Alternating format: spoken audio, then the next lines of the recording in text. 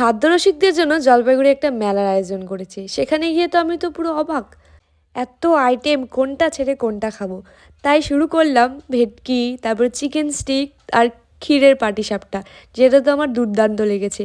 লোকেশনটা আমি ভিডিওর এন্ডে বলছি। খাদ্য মেলা মানেই কিন্তু খাবার। প্রথমেই নিয়েছিলাম ভেটকি ফ্রাই, জাস্ট ওয়াও ছিল, তোমরা অবশ্যই ট্রাই করতে পারো।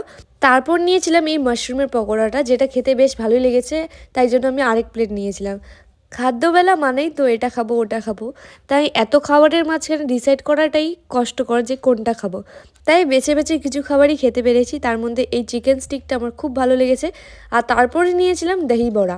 দহি বড়া অনেকেই পছন্দ করো, অনেকে আবার করো না, কিন্তু আমার যে এই দহিটা দেয় আমার দারুণ লাগে খেতে। তারপর দোকান খুঁজতে খুঁজতে এই দোকান থেকে আমরা নিই চিকেন কাটলেট, যেটা খেতেও আমার বেশ ভালো লেগেছে। জলপাইগুড়ির খাদ্য রসিকরা তোমরা দেরি করছো কেন? আর একদিনই আছে, ভিজিট করে নিউটন পাড়ার খাদ্য মেলাতে। বাই।